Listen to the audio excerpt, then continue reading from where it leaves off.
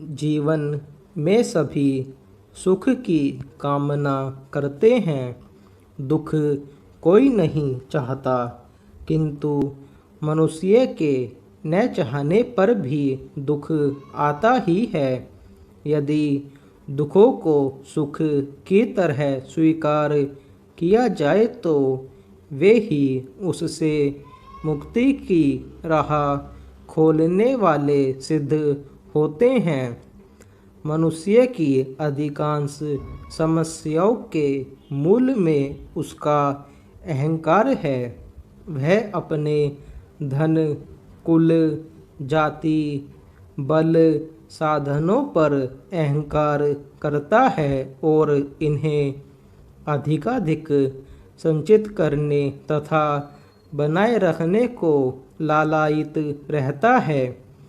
मनुष्य के अहंकार का सबसे बड़ा कारण उसका ज्ञान है। ज्ञान पर अहंकार करना सबसे बड़ी मूर्खता है, क्योंकि ज्ञान की पराकाष्ठा अंतिम सत्य है जो मात्र परमात्मा ही जानता है। आज मनुष्य का ज्ञान जो पर्वत जैसा दिख रहा था, राई के दाने के बराबर हो गया लगता है। यह दूसरा वर्ष है जब सारा संसार महामारी की चपेट में है। मनुष्य न तो कोई सटीक दवा ढूंढ पाया है, न बचाव का कोई ठोस उपाय। यह सही समय है कि मनुष्य अपने ज्ञान और कौशल पर अहंकार करना सदा के लिए त्याग दे। जब मनुष्य अपने ज्ञान पर अहंकार का त्याग करेगा, तभी उसे ईश्वर की कृपा से सच्चे ज्ञान की प्राप्ति होगी। ईश्वर ज्ञान का सागर है। उसी ने सृष्टि का सृजन किया है और वही उसे चलाने की विधि जानता है। दुख आया है तो उससे वही उबार सकता है। वह अपना कौतुक दिखा रहा है।